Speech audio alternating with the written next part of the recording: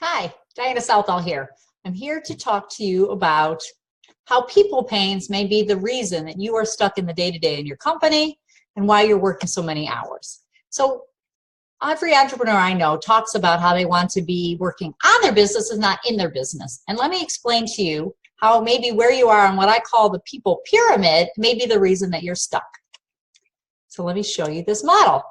So as you can see, I have at the bottom here, when you have what I'll call fires, drama, and chaos, right? Your business is so reliant on you that you have to continually put out fires. There's drama between your staff, and there's sometimes chaos with your clients. So when you do that, when you're in that situation, you're working at least 60 hours, and you are exhausted, as you see at the bottom, right down here.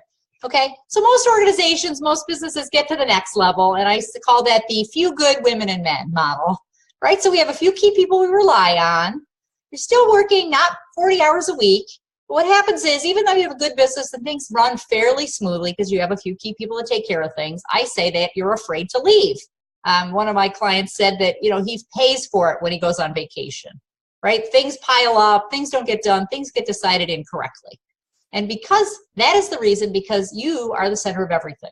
Okay, so somebody I know called it the center of everything officer. You're the CEO. Everything runs through you.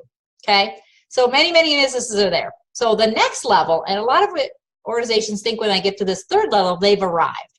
They have an accounting person. They have a salesperson. They have an operations or a warehouse person. Okay, and they all do a fairly good job doing their own thing. They're soloists. They're playing each instrument in an orchestra. Or if you're familiar with Buffalo, New York, and the Great Lakes, there's these things called silos. They're grain silos. They're these tall, skinny buildings, and they touch each other, but they don't coordinate. So if that's the case, your operations and sales and warehouse and customer service or whatever it is requires your coordination of efforts, your daily efforts to make sure that when sales sells something, you can actually deliver it. The customer service is saying the right things to keep customers. That accounting is get the information you need. You are the connector of those silos, okay? So if that's the case, you're still somewhat stuck in your business. So as I said, many people feel when they get to level 3, they've arrived, but the real gold standard is to get to level 4, which is I call a trusted team. Does not rely on your daily effort, does not make you feel like you're afraid to leave or you pay for it. And that's where my mom nicknamed it the freedom and fun level. Okay, so that's where we can actually take a Friday off and go golf or take a 2-week cruise to the Caribbean or whatever it is you want to do, Friday afternoon to see your kid's baseball game. And when you think about it, a business, so the more people pains you have, the less successful your business is, right? Because if a business can run without you, it's worth more. If somebody wants to buy your business and you have to run it, well, then they're buying you or they're buying themselves a job.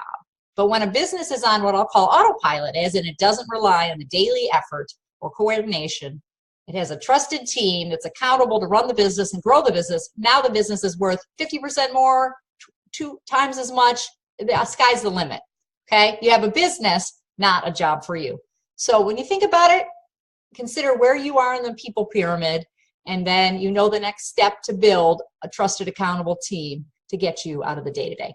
I hope you found this video helpful, and I also have a link at the bottom you can read the full article. Thanks so much.